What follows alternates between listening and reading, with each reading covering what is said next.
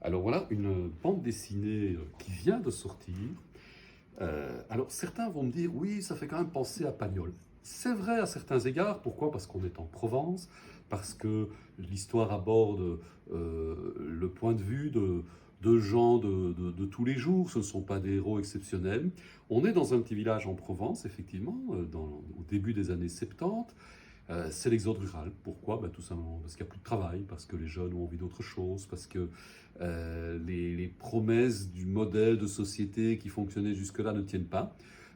Et ce village a connu ses heures de gloire parce qu'il y avait des cultures de lavande, parce qu'il y avait une entreprise qui distille la lavande.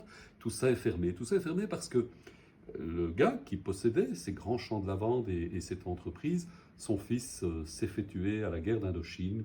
Il ne s'en remet pas, sa femme est morte de chagrin, et au fond, on a une sorte de personnage comme ça qui se laisse aller et qui euh, s'abandonne en fait, abandonne un peu la vie.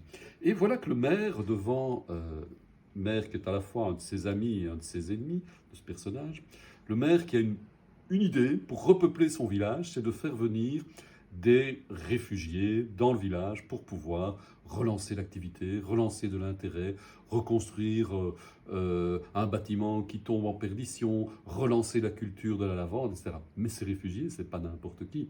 Ce sont des réfugiés qui fuient la victoire des communistes au Vietnam et le développement de la dictature de Pol Pot au Cambodge.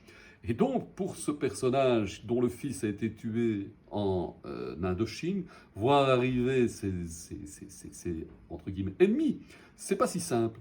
Mais le miracle va avoir lieu. Je vous laisse la découverte, je ne vais pas vous en dire trop, mais on a un récit d'une humanité absolument merveilleuse et qui nous rappelle et qui nous fait bien comprendre que la vie, ça ne s'arrête jamais.